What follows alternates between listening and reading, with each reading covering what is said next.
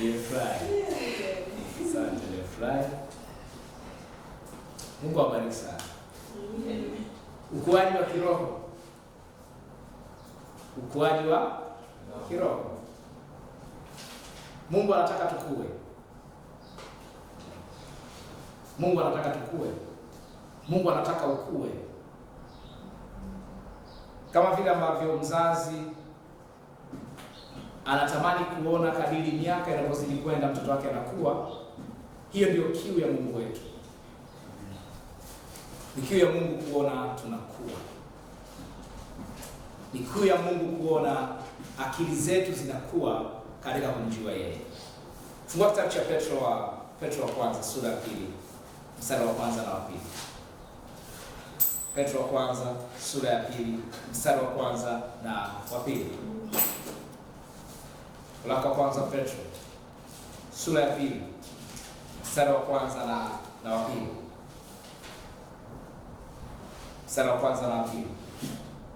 Anasema, waraka wa kwanza wa Petro sura ya 2 mstari wa kwanza na wa pili. Anasema, basi wekeni mbali uovu wote na hila yote na unafiki na husuda na masingizio yote. Kama watoto wachanga waliozaliwa sasa, yatamanini maziwa ya akili yasiyogoshiwa, ili kwa hayo mpate kukulia wokovu. Kukulia wokovu ni kukua katika kumjua Mungu.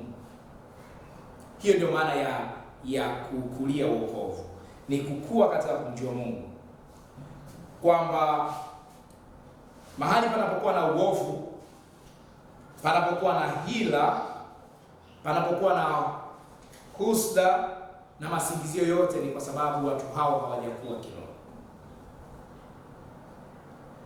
Sehemu yoyote ambapo unaona waamini wanaenenda katika mwili, kuenenda katika mwili ni waamini kuenenda katika dhambi.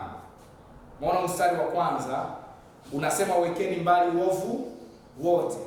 Hawa wanapaswa kuweka mbali uovu ni watu waliookoka, sio watu ambao hawajaokoka. Kwa nini? Kwa sababu hii barua inaandikwa kwa watu waliookoka. Kwa hiyo unapokuambia wekeni mbali uovu wote na hila yote, hii hila iko wapi? Katikati ya waamini. Uovu uko katikati ya waamini. Husda na masingizio yapo katikati ya waamini. Ni vitu ambavyo havipaswi kuwepo kanisani, lakini kwa sababu ya kutokukua kiroho vinapatikana kanisani. Dhambi haipaswi kuwepo kanisani, lakini kwa nini kanisani kuna dhambi? Kukataa kukua kiroho, kukataa kumjua Mungu, kwamba tunapomjua Mungu na kazi yake aliyofanya katika Kristo inatufanya tusafishike kutoka kwenye uovu. Ndio maana Mtume Petro anawaagiza hawa watu waweke mbali uovu, hila, husuda na masingizio yote, na kama watoto wachanga basi wayatamani maziwa ya akili yasiyogoshiwa. Watamani neno, kwa sababu ni kwa neno peke yake unaweza kukua kiroho. Ni kwa neno peke yake unaweza kukulia wokovu. Tutazama hili neno wokovu. Katika kipindi kilichopita tuliona kwamba neno wokovu linatokana na neno mwokozi, kwamba uwepo wa wokovu ni kwa sababu kuna mwokozi. Nini maana ya mwokozi? Tusema mwokozi ni mtu anayefanya kazi ya kuokoa, na katika muktadha wetu tuliona kwamba wokovu unafanywa na mwokozi ambaye ni nani? Yesu. Mwokozi ambaye ni Yesu. Angalia kitabu cha Timotheo wa kwanza sura ya 2 mstari wa 3. Timotheo wa kwanza sura ya 2 mstari wa 3. Timotheo wa kwanza sura ya 2 mstari wa 3.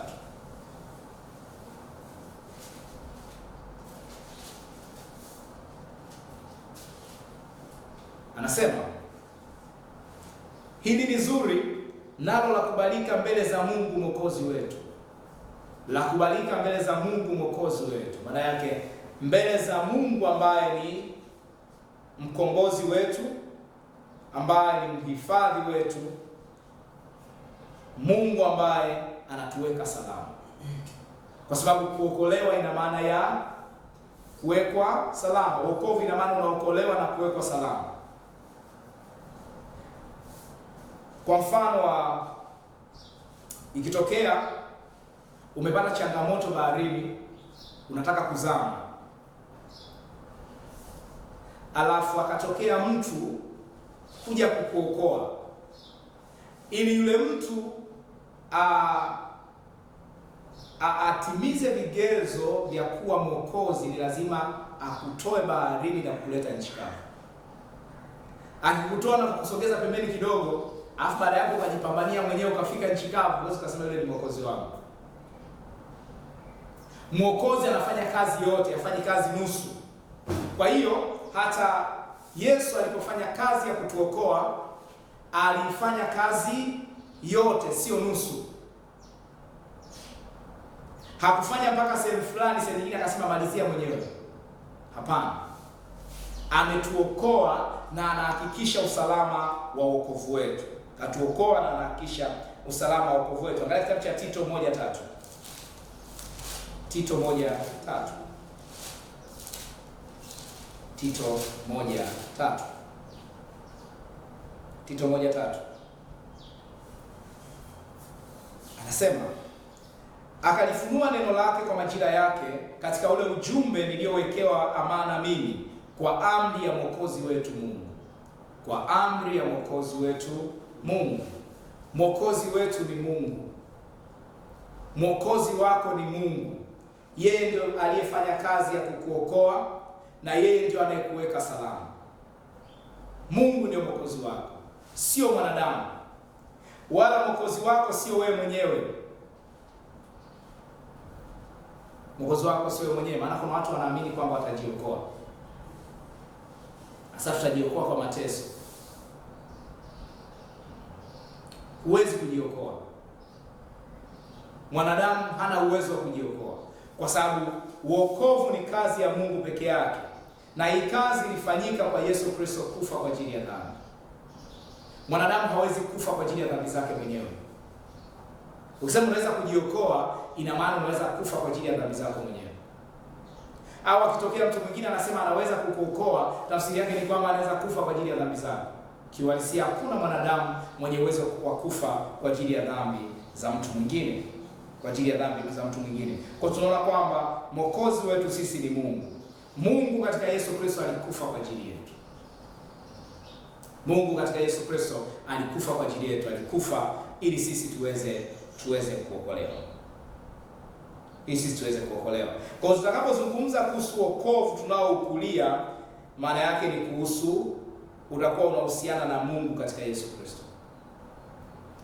Wokovu ni kuhusu Mungu katika Yesu Kristo. Alifanya nini kwa ajili yetu? Mtume Petro anaposema yatamanini maziwa ya akili yasiyogoshiwa ili kwa hayo mpate kuukulia wokovu, maana yake anataka kupitia ufahamu wa neno la Mungu tuweze kujua kazi ya ukombozi. Kupitia ufahamu wa neno la Mungu tuweze kujua kazi ambayo Mungu aliifanya kwa ajili yetu. Tunapoijua hiyo kazi tunakuwa kiroho. Tunakuwa kiroho. Na tukijua hiyo kazi tutakuwa na uwezo wa kuacha uovu wote, kuacha husda, kuacha unafiki na vitu vyote ambavyo havimpasi muamini kuenenda navyo. Ni matokeo ya kumjua Mungu. Ni matokeo ya kumjua Mungu. Sasa tuliona kwamba neno wokovu limezaliwa kutoka neno mwokozi. Lakini neno mwokozi limezaliwa kutoka katika neno lenye maana ya kuokoa. Lenye maana ya kuokoa. Tutaliangalia. Lenye maana ya kuweka salama na mwenye afya. Lakini pia hili neno lina maana ya kuokoa kutoka kwenye hatari na uharibifu. Ni neno sozo la Kiyunani, sozo, S-O-Z-O. Hii neno sozo ndio limezaa neno mwokozi. Hii neno kuokoa, kitendo cha kuokoa, kumwokoa mtu kutoka kwenye hatari au uharibifu. Sasa yule mtu anayefanya kazi ya kukuokoa kutoka kwenye hatari au uharibifu ndio anaitwa mwokozi. Sawa? Kile kitendo ndio kinaitwa sozo. Msijali kuhusu haya maneno. Ninawapa haya maneno kwa sababu mnapaswa mjue kwamba Biblia hii haikuandikwa Kiswahili wala Kiingereza. Sawa? Maandishi ya kwanza ya Biblia ya Agano la Kale ni Kiebrania. Maandishi ya kwanza ya Biblia ya Agano la Kale ni Kiebrania. Maandishi ya kwanza ya Biblia ya Agano Jipya ni Kigiriki au Kiunani. Kigiriki au kinini? Kiunani au Kigiriki. Ni lugha moja hiyo. Sasa neno sozo sio Kiswahili. Lakini katika Kiswahili tuna neno ambalo ni kitendo cha kuokoa. Kitendo cha kuokoa. Kitendo cha kuokoa. Kwa hiyo mwokozi tumesema atakuwa ni yule anayefanya kazi ya kuokoa kutoka kwenye hatari au uharibifu na kuweka salama. Haya ni mambo yanapaswa yakae katika akili yako. Unaposema Yesu ni mwokozi wangu, ni lazima katika akili yako ujue kwamba Yesu alifanya kazi ya kukuokoa kutoka kwenye hatari au uharibifu na akakupeleka mahali salama ambapo huwezi kuharibika tena. Ndio maana ya mwokozi. Usiimbe tu kwamba Yesu ni mwokozi wangu nami nitaimba. Imba. Unaposema kwamba Yesu ni mwokozi wangu nami nitaimba, ufahamu wako ujue kwamba sipo tena kwenye uharibifu. Ufahamu wako ujue kwamba shetani hana uwezo tena juu yako. Ndio maana ya kuwa na mwokozi. Hiyo ndio maana ya kuwa na mwokozi. Angalia kitabu cha Mathayo 1:21. Uone hili neno kuokoa, hili neno sozo. Mathayo 1:21. Mathayo 1:21. Mathayo sura ya kwanza mstari wa 21.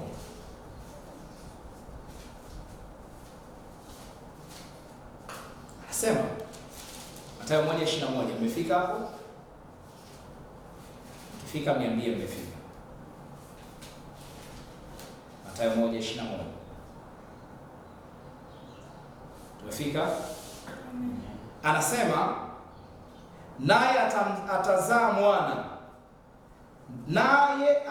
mwana, nawe utamwita jina lake Yesu,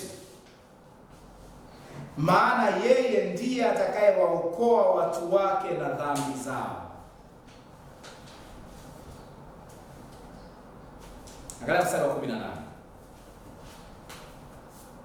Mathayo 1:18 anasema kuzaliwa kwake Yesu Kristo kulikuwa hivi. Mariamu mama yake alipokuwa ameposwa na Yusufu, kabla hawajakaribiana, alionekana na mimba kwa uwezo wa Roho Mtakatifu. Na Yusufu mumewe, kwa vile alivyokuwa mtu wa haki, asitaki kumwaibisha, aliazimu kumwacha kwa siri. Basi alipokuwa akifikiri hayo, tazama, malaika wa Bwana alimtokea katika ndoto akisema, Yusufu mwana wa Daudi, usihofu kumchukua Mariamu mkeo, maana mimba yake ni kwa uwezo wa Roho Mtakatifu. Naye atazaa mwana, nawe utamwita jina lake Yesu, maana yeye ndiye atakayewaokoa watu wake na dhambi zao. Kwa hiyo unapoona jina Yesu linamaanisha huyu ni mwokozi atakayewaokoa watu na dhambi.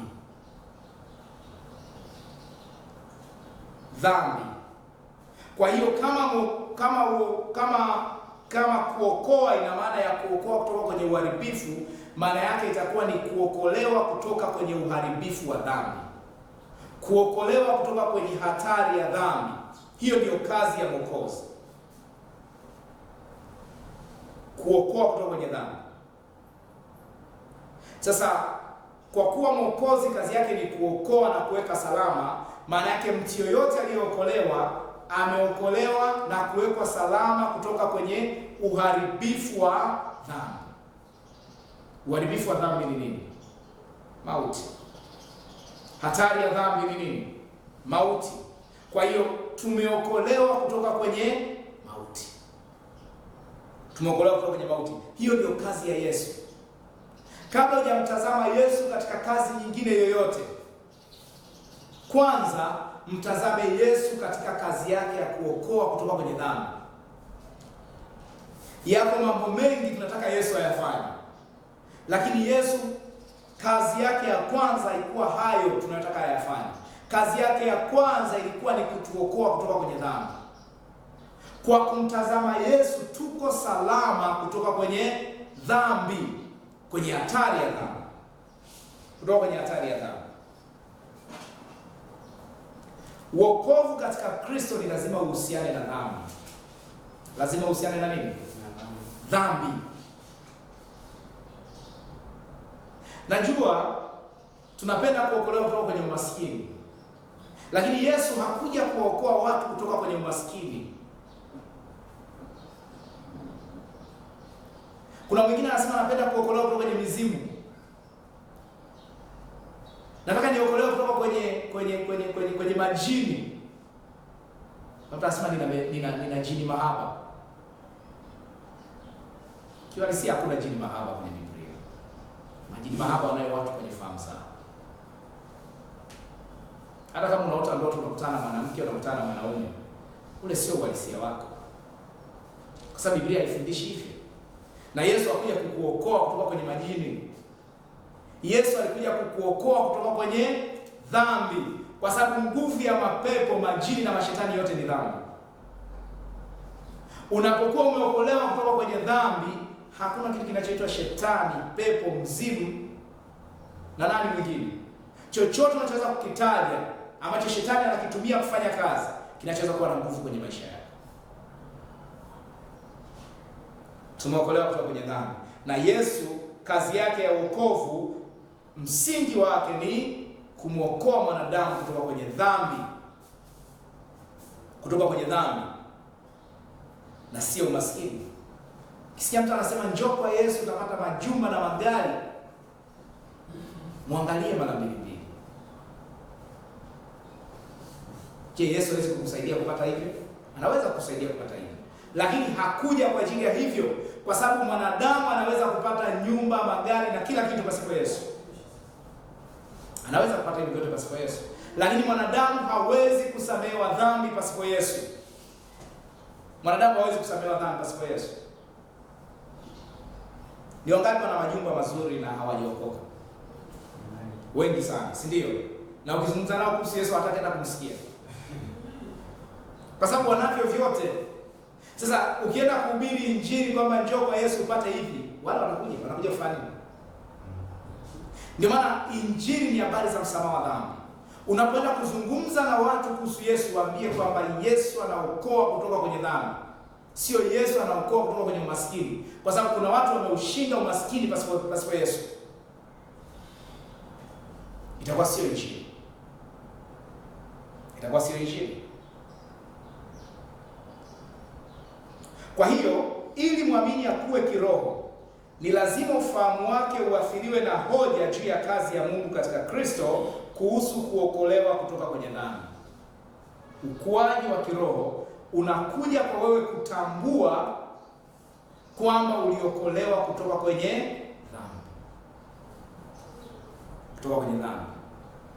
Hata tufanye semina ya miaka 3 tukifundishana namna ya kuokolewa kutoka kwenye umaskini, huwezi kukua kiroho, kwa sababu hiyo taarifa haina uwezo wa kumkuza mtu kiroho.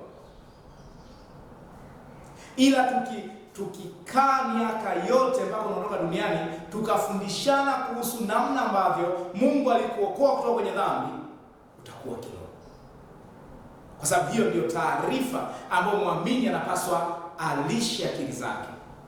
Alishe akili zake. Angalia Yohana 3:17. Yohana 3:17.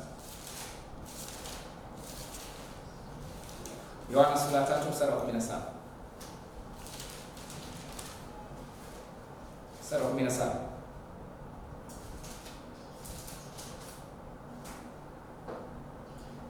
Anasema, maana Mungu hakumtuma mwana ulimwenguni ili auhukumu ulimwengu, bali ulimwengu uokolewe katika yeye. Mungu hakumtuma mwana. Yesu hakuja kuhukumu ulimwengu. Na watu wanamuogopa Yesu. Sasa Yesu mimi namuogopa. Kwa nini? Kwa sababu akimuona Yesu wanamwona mtu mmoja mwenye hasira, mtu anayetisha, ambaye anakusubiri utende dhambi akuchape fimbo. Asubiri utende dhambi akupe donda ndugu. Huyo sio Yesu tunayemhubiri. Yesu tunayemhubiri alikuja kuwaokoa wenye dhambi. Yesu tunayemhubiri alikuja kukutana na watu katika hali yao ya chini, wasioweza kabisa kujiokoa wenyewe, ili yeye awaokoe. Hakuja kwa ajili ya aone nani mwenye dhambi nyingi kuliko mwenzie, amsababishie ajali mtu mwenye dhambi nyingi, alafu mwenye dhambi chache amhifadhi. Huyo sio Yesu. Kwa sababu anasema Mungu hakumtuma mwana ulimwenguni ili auhukumu ulimwengu, bali ulimwengu uokolewe katika yeye. Ndio maana unapomwona mtu yuko kwenye dhambi, moyo wako uone kwamba Yesu anampenda.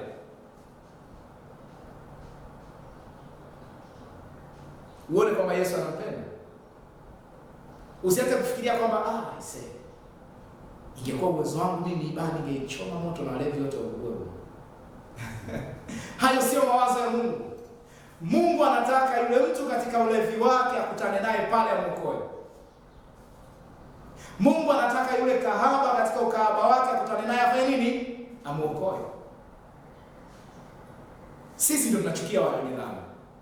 Wanadamu kasirika wenye dhambi wanaudhi. Lakini upendo wa Mungu ni kuwaokoa wenye dhambi. Ndio maana anasema hakumtuma mwana ili auhukumu ulimwengu, bali ulimwengu uokolewe katika. Ndio maana kuna mtu ni mwenye dhambi leo, ukija kukutana naye miaka 10 ijayo, hapo katikati akiwa amekutana na Yesu utamshangaa. Amen. Utasema kwamba kumbe hakuna kinachoshindikana na Mungu.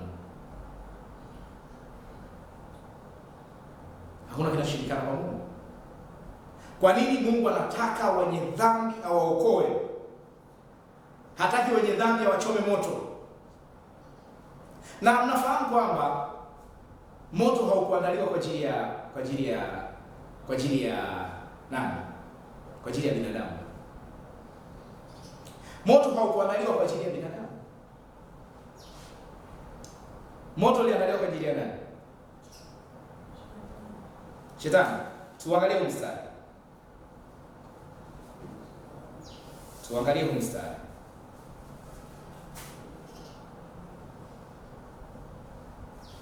Tuangalie mstari kwenye kitabu cha Mathayo.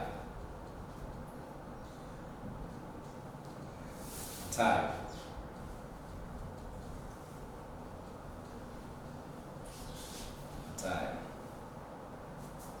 25:41.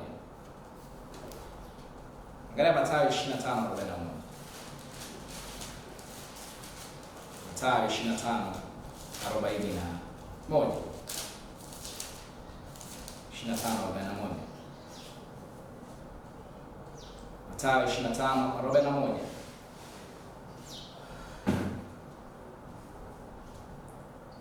Anasema, kisha akawaambia na wale walioko mkono wa kushoto, ondokeni kwangu mliolaaniwa, mwende katika moto wa milele aliyowekewa tayari Ibilisi na malaika zake. Kwa hiyo moto wa milele uliwekwa kwa ajili ya nani? Ibilisi na malaika zake. Kwa nini mwanadamu anaenda kwenye moto wa milele? Kwa sababu anamkataa Mungu. Anakataa upendo wa Mungu. Anakataa huruma ya Mungu. Huruma ya Mungu ipo katika Injili.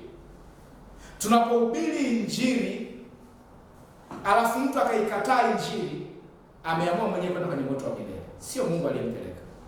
Kwa sababu Mungu anataka wanadamu wote waokolewe. Wanadamu wote waokolewe. Asiwepo hata mmoja atakayeenda jehanamu. Asiwepo hata mmoja atakayeangamia kwa sababu ya dhambi. Ndio maana Mungu alikufa. Na unaposema hivi, habari njema ni kwamba mbinguni kutakuwa na watu wengi kuliko kuzimu. Mbinguni kutakuwa na watu wengi kuliko kuzimu. Utajiuliza kwa nini? Kwa sababu tunahubiri Injili. Tukiacha kuhubiri Injili, watu wengi wataenda kuzimu.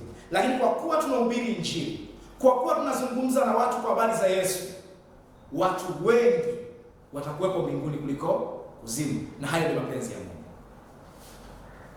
Hayo ni mapenzi ya Mungu, kwa sababu kazi ya Mungu katika Kristo haikufanyika bure.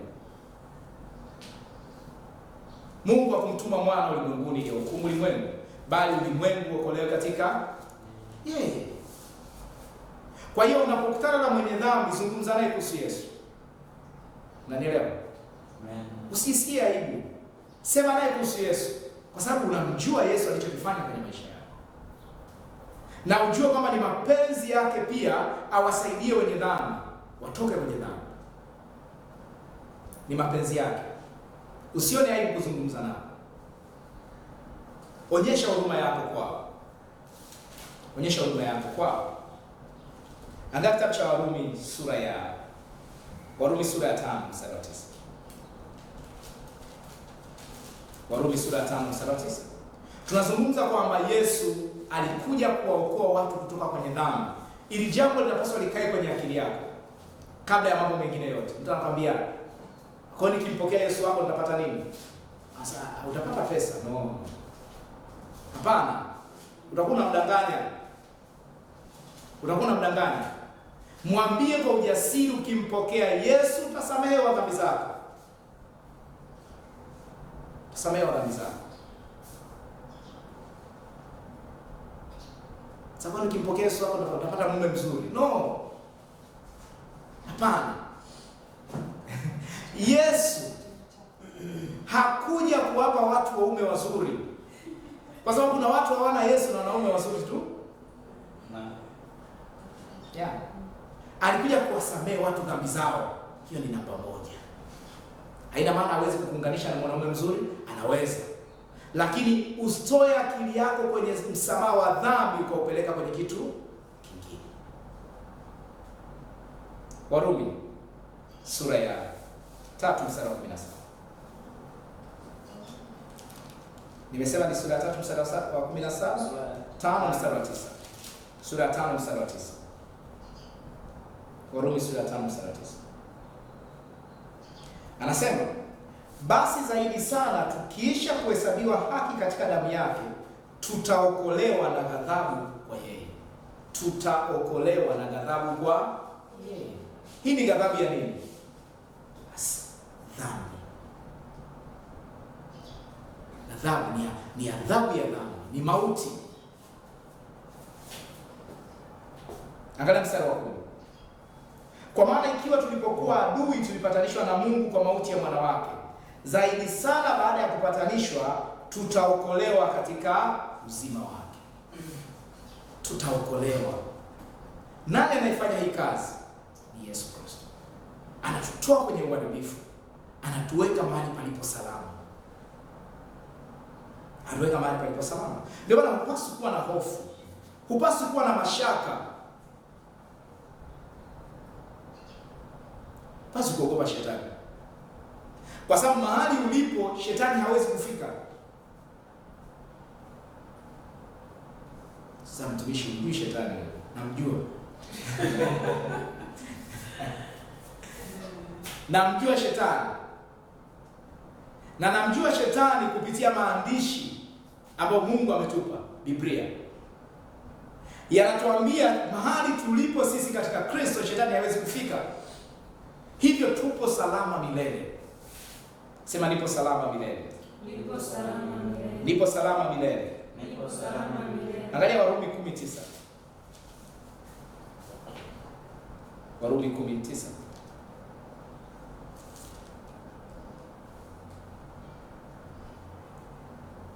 Anasema Warumi 10 mstari wa 9.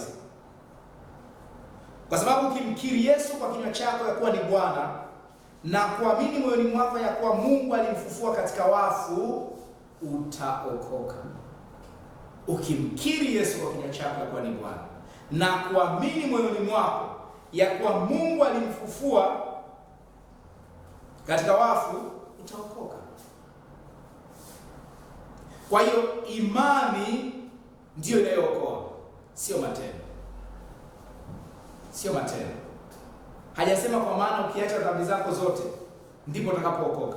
Anasema ukimkiri Yesu kwa kuwa ni Bwana na kuamini moyoni mwako kwamba Mungu alimfufua katika wafu, utaokoka. Amini moyoni mwako hili. Wokovu ni matokeo ya imani katika Kristo, sio matendo yetu, sio matendo. Hakuna matendo yenye uwezo wa kumwokoa mtu, na hakuna mtu hapa duniani ambaye ameshaiokolewa na matendo yake, wala hatakuja kuwepo.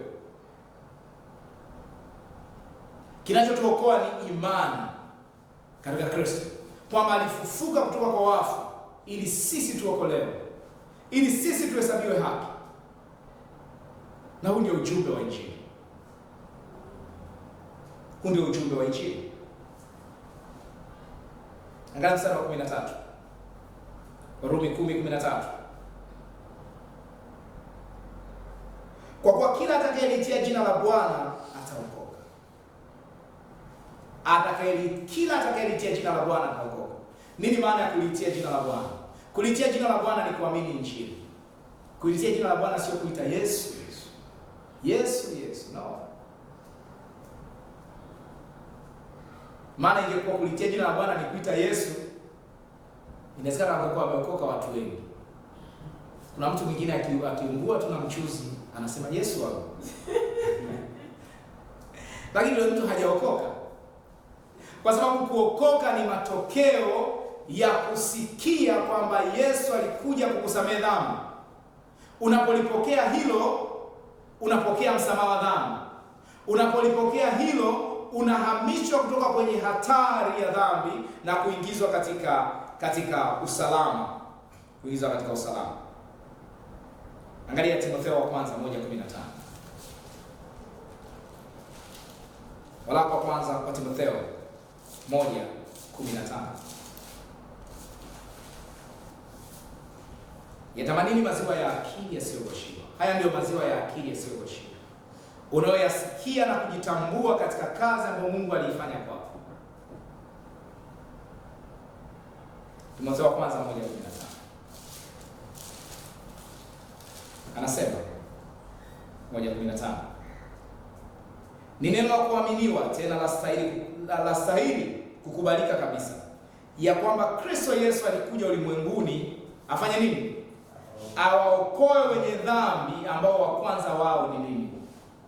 Mtume Paulo anasema hivi, kwamba Kristo alikuja ulimwenguni awaokoe wenye dhambi. Kila unapomwona mtu mwenye dhambi, moyo wako ujue kwamba yule anapendwa na Yesu. Yule ndiye ambaye anataka, yule mwenye dhambi, unaona mwenye dhambi kabisa, ndiye Yesu anataka. Mwambie habari za Yesu. Yule mwenye dhambi kabisa. Na Mtume Paulo anasema wa kwanza wao ndio mimi. Yeye aliona kwamba alikuwa ni mwenye dhambi kabisa, lakini ndio Yesu akaenda kumuokoa. Angalia mstari wa 16. Lakini kwa ajili ya hii nalipata rehema, ili katika mimi wa kwanza Yesu Kristo audhihirishe uvumilivu wake wote, niwe kielelezo kwa wale watakao muamini baadaye, wapate uzima wa milele. Angalia mstari wa 12. Anasema nami namshukuru Kristo Yesu Bwana wetu, aliyenitia nguvu kwa sababu aliniona kuwa mwaminifu, akaniweka katika utumishi wake. Ingawa hapo kwanza nalikuwa mtukanaji, mwenye kuudhi watu, mwenye jeuri, lakini nalipata rehema kwa kuwa nalitenda hivyo kwa ujinga na kwa kutokuwa na imani. Na neema ya Bwana wetu ilizidi sana pamoja na imani na pendo lilo katika Kristo Yesu. Ni neno la kuaminiwa tena la stahili kukubalika kabisa, ya kwamba Kristo Yesu alikufa ulimwenguni awaokoe wenye dhambi, ambao wa kwanza wao ni mimi. Hakuna mwamini asiye na historia, labda kama hakuamini wokovu.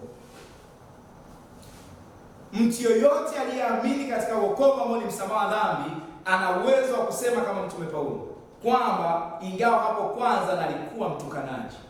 Sasa mtu anajua kuna dhambi ilikuwa inamsumbua hapo kabla, lakini baada ya kuokoka hiyo dhambi haina nguvu tena kwake.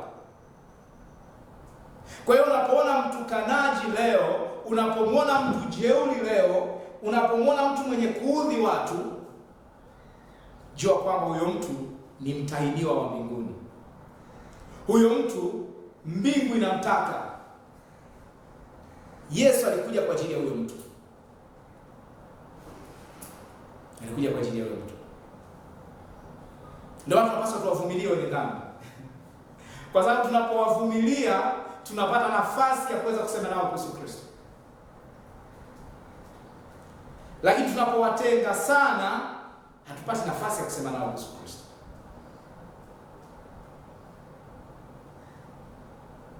Kila mtu ambaye yupo katika Kristo aliamini habari za msamaha wa dhambi ana uwezo wa kuitazama historia yake na kusema, kabla sijamwamini Yesu nilikuwa hivi, lakini sasa nimemwamini Yesu nimebadilishwa. Nini kinachobadilisha?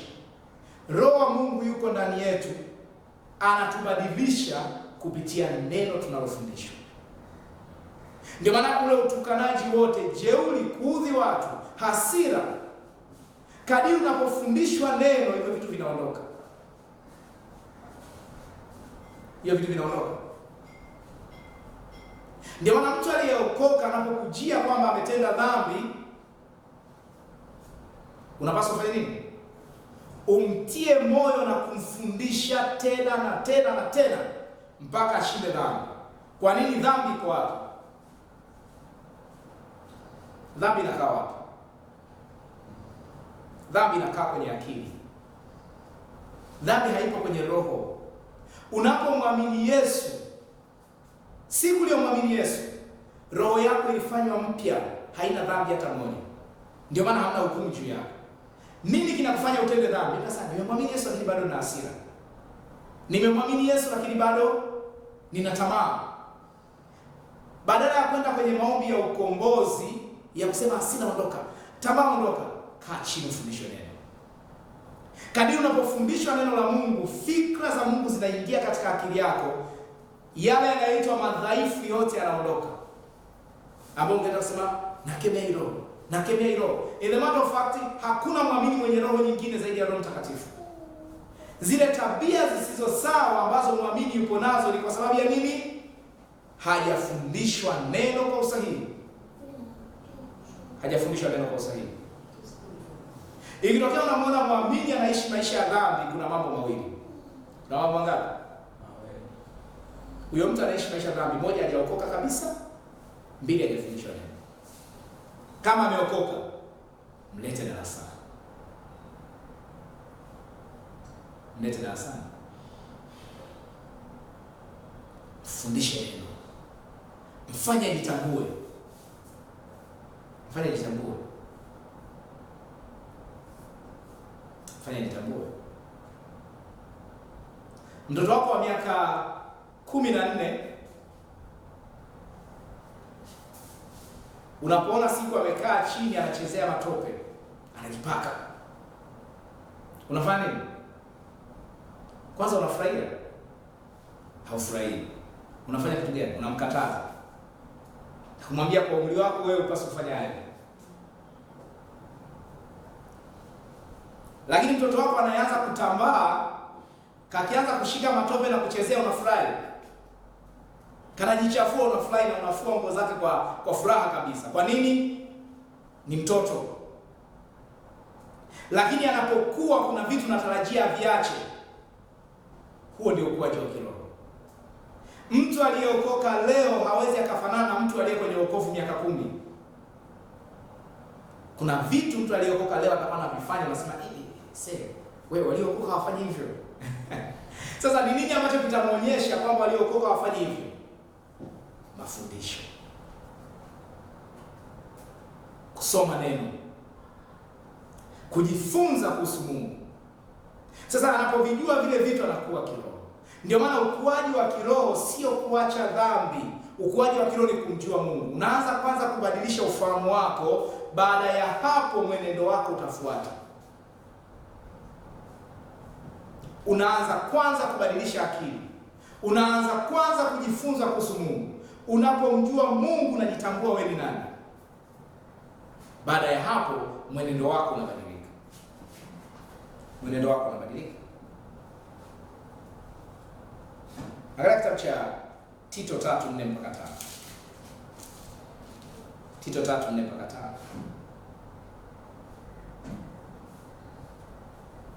Tito 3:4-5. Anasema, lakini wema wake Mwokozi wetu Mungu na upendo wake kwa wanadamu ulipofunuliwa, alituokoa. Alifanya nini? Mstari wa 5. Si kwa sababu ya matendo ya haki tuliyoyatenda sisi, bali kwa rehema yake, kwa kuoshwa na kwa kuzaliwa kwa pili na kufanywa upya na Roho Mtakatifu.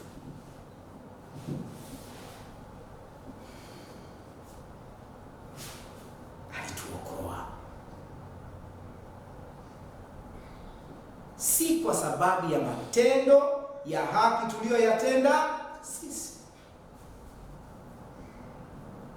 Sasa mimi Mungu ilikuwa lazima niokoe. Huko nikijihesabia haki. Yaani anasema mimi Mungu ilikuwa lazima niokoe. Maana nilifanya 1 2 3. Mimi nilifanya 1 2 3. Kuna mtu mmoja nikawa namuuliza, wewe unatenda dhambi? Hasa mimi. Yaani mpaka mume wangu ananishangaa. Yaani akiniudhi tu kidogo, wala sina hasira muda mrefu. Nikamwambia unajihesabia haki. Kwa sababu unamuona yule ambaye akiudhiwa na mume wake ana hasira haraka, yule ni mwenye dhambi zaidi. Wewe kwa sababu umeshinda, akamwambia udhaifu wako ni nini? Udhaifu wangu mimi sijui. Wewe ni mwongo. Ni mwongo. Huyu manake kinachotokea ni kwamba kuna maeneo anajiona yeye yuko imara, anayatumia kuwahukumu wengine katika maeneo ambayo ni dhaifu. Alafu hajui kwamba kuna maeneo ambayo wenzake ni imara, yeye ni dhaifu. Ukijua hilo, utaiheshimu neema ya Mungu. Utasema mimi mpaka mume wangu ananishangaa. Kwa nini huna hasira za haraka? Ila una nini? Una kadhambi kako na kajua. Ambapo unasema hata kadhambi ingekuwa tunaenda mbinguni kwa matendo, mimi nisingeenda. Ndio maana Yesu akawaambia wale ndugu kwamba kabla hujaenda kutoa kibanzi kwenye jicho la mwenzako, toa boliti kwenye jicho lako. Kwa sababu kazi yao ilikuwa ni kunyoshia wenzao vidole. Kama yule ndugu alienda kuomba, anasema tazama, mimi si kama yule mtoza ushuru. Nafanya nini? Nafunga mara 3 kwa juma. Sasa mimi mifungo, mimi niko vizuri. Niko vizuri na mifungo. Natoa zaka kwenye mapato yangu yote. Sio kama yule. Kwa hiyo anaenda mbele za Mungu na CV yake. Anamsha Mungu, unaona mimi yani kama vile ambavyo unaenda na CV ili uweze kuajiriwa, sasa mimi unaona uzoefu wangu naweza kufanya 1 2 3. Na kwa Mungu anataka aende hivyo hivyo.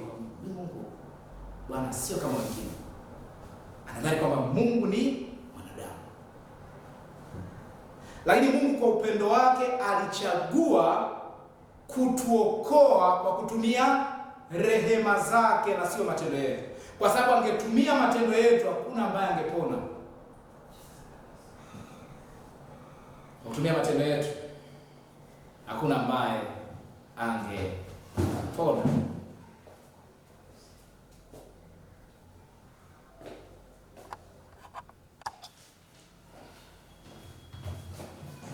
Ukuaji wa kiroho.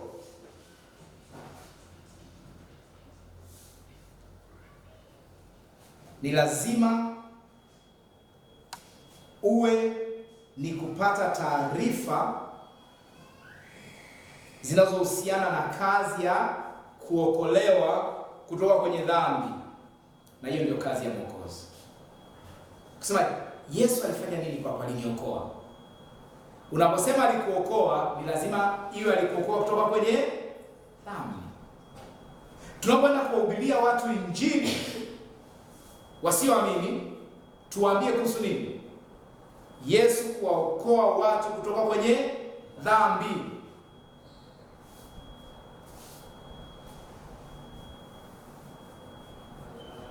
Kuokoa watu kutoka kwenye dhambi. Tusitumie matendo yetu kuhubiri injili, kwa sababu matendo sio injili. Matendo sio injili. Nimeokolewa. Ninajuaje kama nimeokolewa kutoka kwenye dhambi? Unajuaje? Ni kwa sababu nimeamini neno ninachosema. Hata hakuna hisia yoyote ambayo unasema yani toka nimemwamini Yesu. Ndio kuna kale ka furaha ka wokovu kapo ndani, lakini furaha ya wokovu sio uthibitisho kwamba umeokoka. Uthibitisho kwamba umeokoka ni kuamini neno.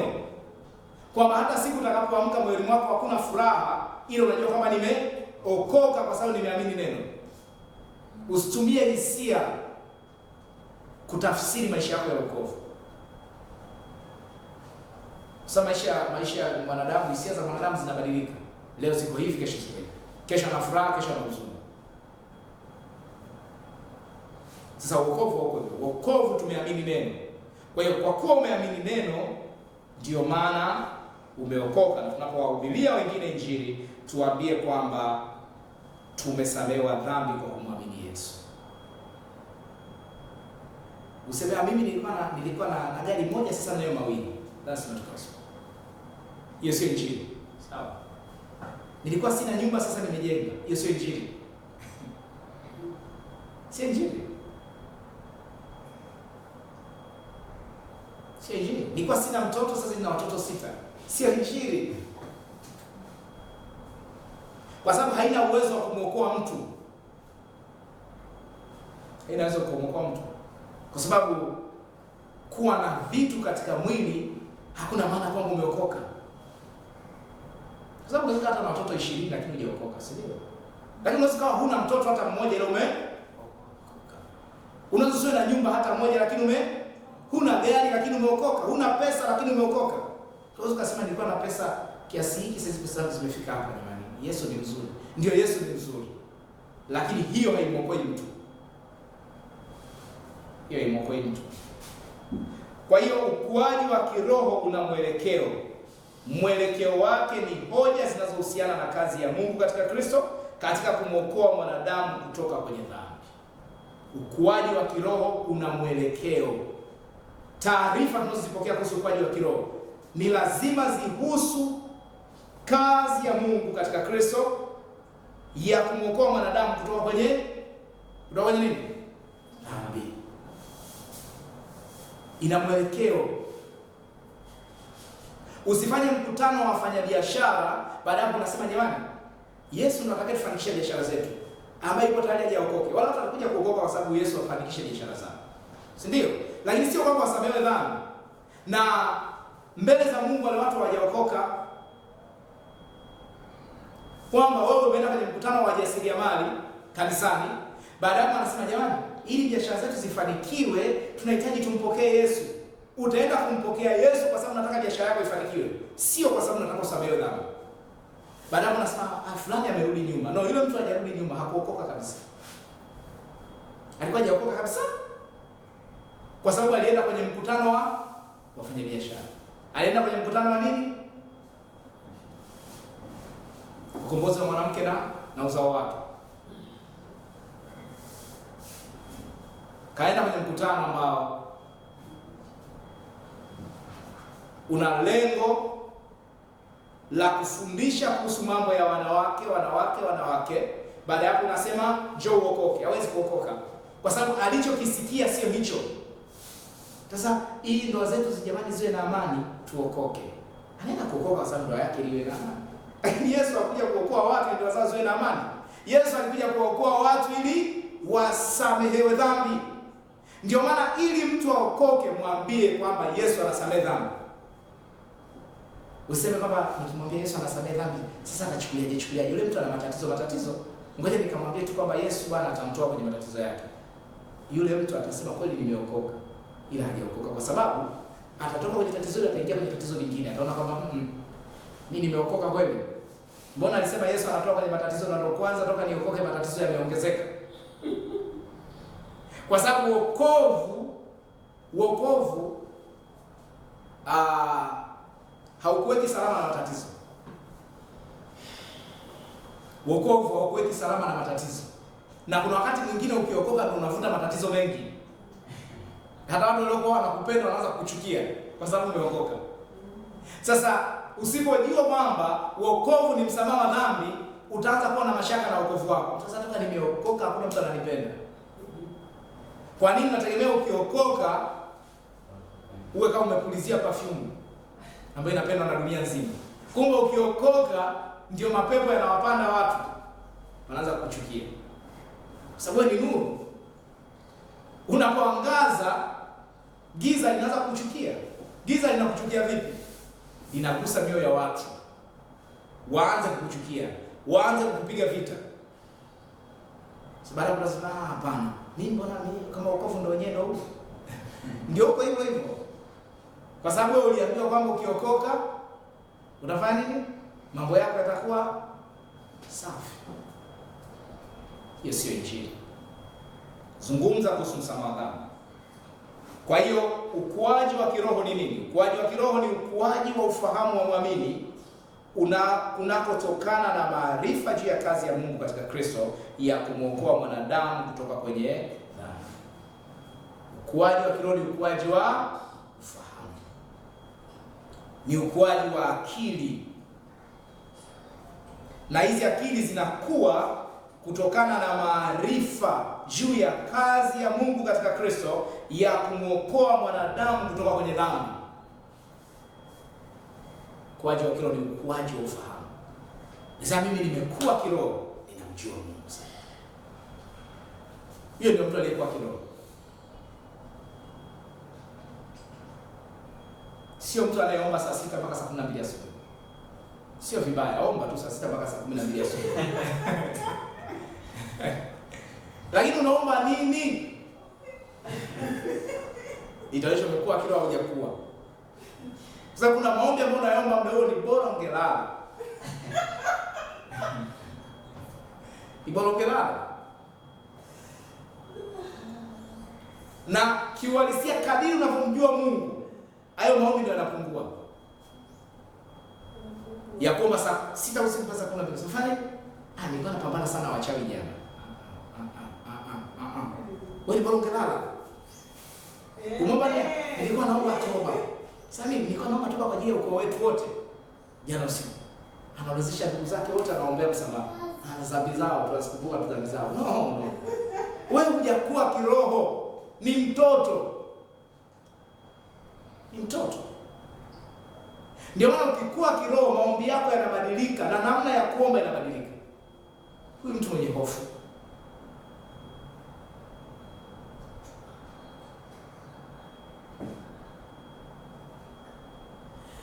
Mtu aliyekuwa kiroho haogopi ndoto. Mtu aliyekuwa kiroho haogopi nini? Haogopi ndoto.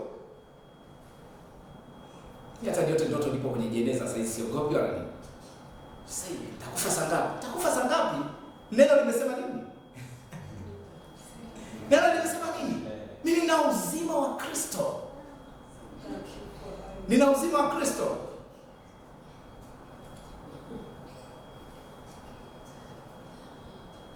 Ninao utawala juu ya mauti. Amen. Yes, ninayo mamlaka juu ya mauti. Ndio maana tunaponya magonjwa. Ndio maana tukiuma tunajiombea na magonjwa yanaondoka. Sasa shetani anasema ni moto watu kwenye msiba wangu. So what? So what? Na ukiwa unaogopa hayo mambo utayaota kila siku. Kila siku utaota hapo kwenye msiba wako. Baada mwanzo sasa hivi ile nilikuwa mimi au sio mimi, hata sijielewi. Maana umeshaota hizo ndoto mpaka umesahau. Sasa ujielewe kama yule alikuwa na kwenye ile jeneza ni wewe au mwingine. Ukiota ndoto yoyote usiyoielewa, puuza. Fanya nini? Puuza. Wewe kinachokuendesha ni hili neno lililoandikwa kwenye Biblia. Linasema nini kuhusu wewe? Na ukifanya hivyo utakuja na ushuhuda. Ushuhuda wake ni upi? Shetani akuletea ndoto za ajabu.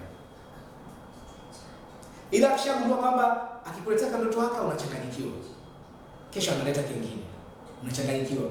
Kesho kuna analeta kingine. Baada ya hapo unakata tamaa kabisa. No. Kwa jasiri katika Kristo. Amen. Nini kinaleta ujasiri? Maarifa. Ufahamu. Shona, kuna siku tumefanya maombi ya kukemea roho. Hapa roho si roho nini? Roho gani si roho gani? Kwa nini tufanye hivi? Tunajitambua sisi ni nani. Amen. Tunatambua kwamba ndani yetu iko roho moja, ni Roho Mtakatifu pekee yake. Sasa mimi nimeokoka afu nasema kutakuwa na jini pia. Roho Mtakatifu na jini wanakaa sehemu moja. Roho Mtakatifu na jini wanakaa sehemu moja? Hapana, hawezi kukaa sehemu moja. Sasa kinacholeta huku kujiamini ni nini? Maarifa. Kila siku nawasisitiza msichoke kukaa kujifunza kama tunavyofanya. Tukae chini tujifunze neno. Tukae chini tujifunze neno. Sio kuna neno unataka kuomba. Ni hatari kupita kawaida. Ufanye nini? Kuomba pasipo neno ni hatari kupita kawaida. Ni lazima upate ufahamu wa neno, baada ya kunenda kaombe. Utajua nini cha kukiombea. Hakuna muamini anaweza kuwa na mzimu. Hakuna muamini anaweza kuwa na nini? Na mzimu. Sasa hizi roho zitakuwa zinanifuatilia. Roho zinakufuatilia na umeokoka. Zinatoka wapi? Zinatoka wapi? Ni kukosa ufahamu. Maarifa, ufahamu ndio mamlaka ya muamini. Ndio ushindi wa muamini. Maarifa. Penda maarifa. Penda kujifunza.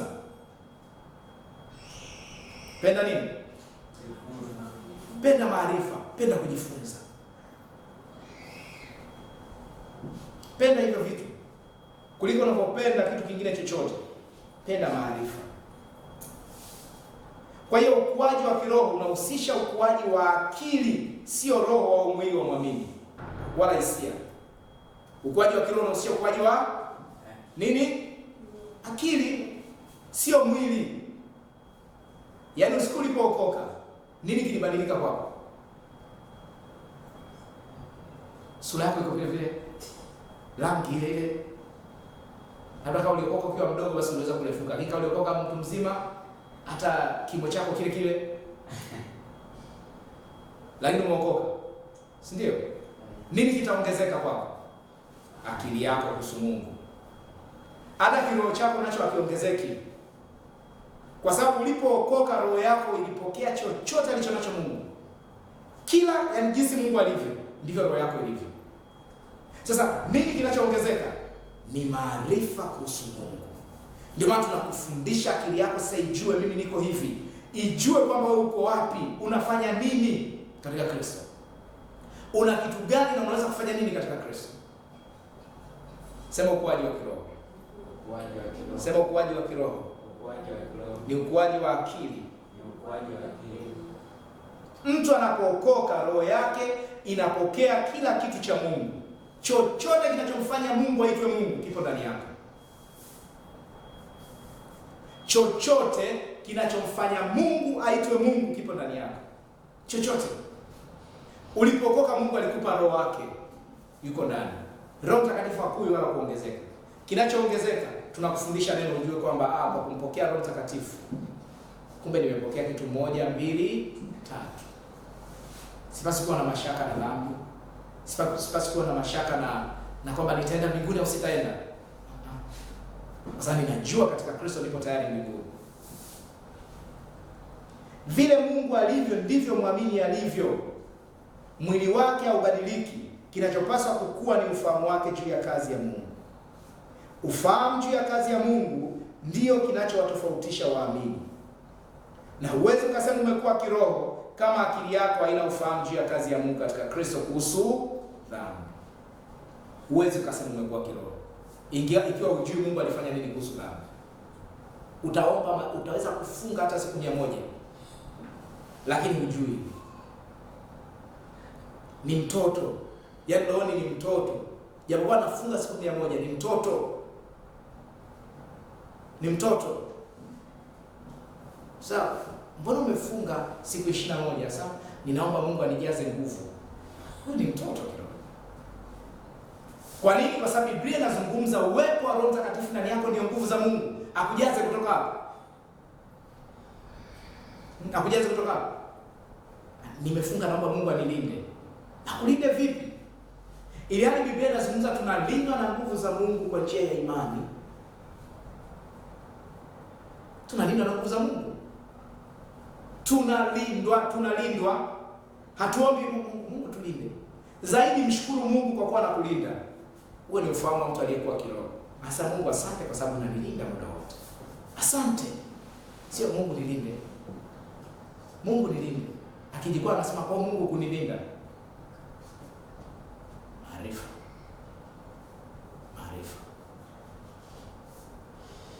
Hallelujah. Amen. Bwana Yesu asifiwe. Amen. Mwenye swali tafadhali. Mwenye swali? Una swali eh? Okay, karibu. Kwenye swala kuhusu la ndoto hapa. Sasa mbona tunapomsoma Yusufu kipindi amefungwa gerezani, wale watu wawili ambao walifungwa pamoja waliota ndoto. Na iliwakosesha kabisa amani mpaka walipoomba Yusufu, walipomwambia Yusufu akaomba kwa Mungu, akampa tafsiri yake. Na wao wasema tupuuze. Wale walikuwa wameokoka? Walikuwa wameokoka? Hawajasema. Lakini walikuwa hawajaokoka. Sawa? Walikuwa hawajaokoka. Kwa hiyo walikuwa hawana Roho Mtakatifu. Ndio maana hata walipoota ndoto walishindwa kutafsiri. Wakaenda kuomba tafsiri na mtu mwingine ambaye Roho Mtakatifu anaweza akashuka juu yake akamfunulia kuweza kuitafsiri ndoto. Kwa hiyo maisha ya watu wa Agano la Kale na maisha ya watu wa Agano Jipya ni tofauti kabisa. Ndoto ni lugha ya mafumbo. Ndio maana ilikuwa inahitaji tafsiri, si ndio? Ni lugha ya mafumbo, ndio maana ilikuwa inahitaji tafsiri, na wale watu walikuwa wamechanganyikiwa kabisa mpaka ambapo walipokuja kutafsiriwa. Kwa nini? Hawana Roho Mtakatifu. Kwa kuwa hawana Roho Mtakatifu, Mungu kwa rehema zake alikuwa anashuka kwenye kiwango chao kidogo cha chini aweze kusema nao. Lakini kwa wewe uliye na Roho Mtakatifu, Mungu anasema nawe moja kwa moja. Sawa? Yaani Mungu hahitaji wewe leo akupe ndoto usilolielewa, ambalo linakuchanganya siku nzima ulielewi. Alikuwa anataka nini? Hahitaji kufanya hivyo. Atasema na wewe moja kwa moja. Mungu anasema nawe kupitia nini? Kupitia roho yako. Ndio maana tunajifunza neno ili tufundishe roho zetu namna ya kumsikia Mungu. Nafsi zetu ziweze kumsikia Mungu katika roho zetu. Ndoto, nataka uandike. Ndoto ni kiwango cha chini cha Mungu kuzungumza na watu. Watu wengi wanahisi kwamba ndoto ni kiwango cha juu. Sasa mimi nimeona maono. Usiku mzima jana nilikuwa nazungumza na Bwana. Ndoto ni kiwango cha chini sana, kwamba kwa sababu umeshindwa kumwelewa Mungu anapozungumza na wewe kupitia roho yako moja kwa moja, sasa atasubiri ulale akupe ndoto. Na ili ile ndoto uielewe, utahitaji neno.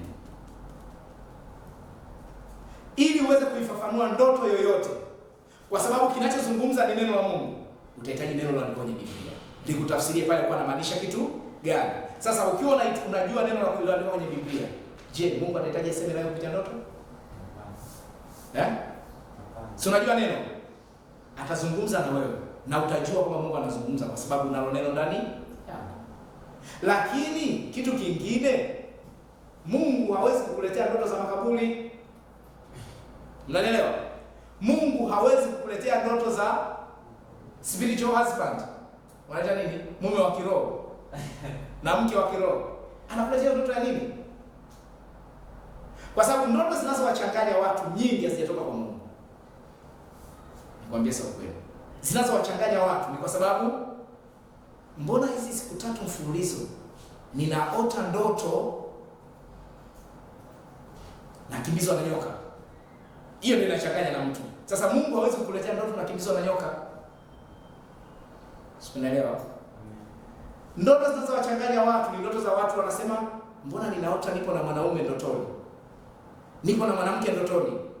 Hii ndio inayomchanganya. Sasa Mungu hawezi kukuletea hiyo ndoto. Ni nani anayeileta? Nani anazileta hizo ndoto? Shetani. Lengo lake ni nini? Biblia inasema mwivi haji ila aibe, auwe na aharibu. Popote ambapo taarifa ya shetani inakuja kwako ni kwa ajili ya kukuchanganya na kukuvuruga.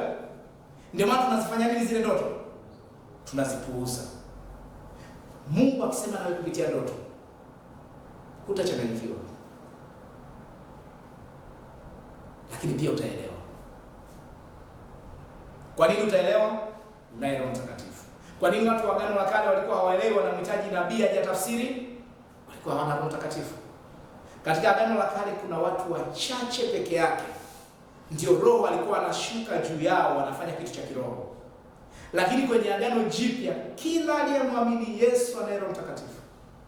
Kwa kuwa unaye Roho Mtakatifu, huhitaji kuchanganyikiwa kwenye ndoto ili umwelewe Mungu. Sema hii ndoto nimeota mpaka imenichanganya kabisa. No.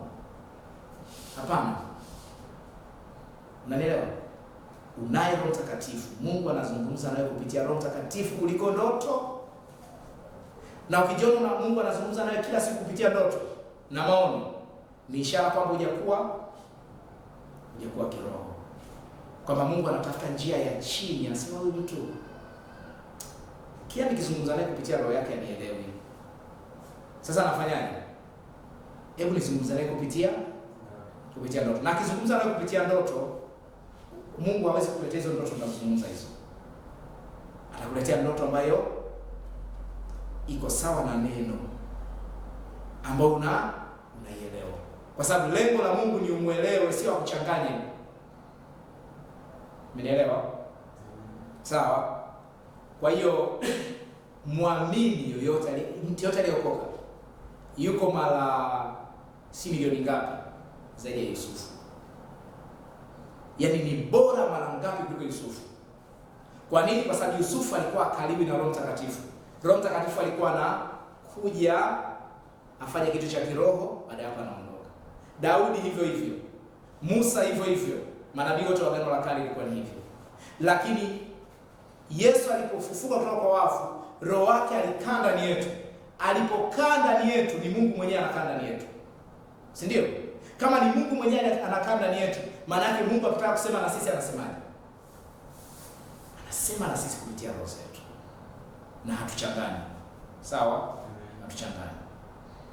Na ndoto niliyosema uipuuze sio ndoto ya Mungu. Yanamaanisha ninachosema kipuuze sio ndoto iliyoletwa na Mungu. Sawa? Ndoto ya maelekezo ya Mungu fanya kwa sababu utaielewa na utaifuata, si ndio? Ndoto tunayopaswa kuipuuza hizi ndoto za ajabu. Na hizi ndio ambazo wanazipata watu wengi, zinazoletwa na shetani. Sawa? Hizo zipuuze. Ndoto inaletwa na Mungu fanya nini? Ifuate. Kwa nini? Na maelekezo ya Mungu na utaielewa. Lakini hizi ndoto za kukimbizwa na nyoka, ndoto si za kupaa, ndoto za kufanya nini, zipo nyingi. Hizo zifanye nini? Achana nazo. Si ndoto upo makaburini, achana nazo. Kwa sababu neno la Mungu alisema hivyo. Linasema uko katika Kristo na sio makaburini. Linasema umevuka kutoka mautini na kuingia uzimani. Huo ndio uhalisia wako. Tembea na uhalisia huo katika jina la Yesu. Amen. Nimekujibu vizuri? Au kidogo? kidogo yeah, na mimi nimetaka uelewe kidogo. Kadri tunapoendelea kufundishana neno utaelewa vizuri. Sawa? Kwa nini ninamaanisha nini ninaposema ndoto ni kiwango cha chini cha Mungu kuzungumza na watu? Kadri utakapoelewa neno la Mungu utaweza kuona namna ambavyo Mungu anazungumza nawe kupitia roho yako na anavyokuongoza kupitia roho yako na unavyomsikia kwa namna ambavyo anazungumza na roho yako. Utasubiri ulale ndio usikie Mungu. Lakini ni ndoto yote ya ajabu. Nimesema ufanye nini? Puuza. Na wewe daftari lako andika kwa herufi kubwa. Yaani ndoto lolote la ajabu alifanana na Mungu. Lolote lisofanana na Mungu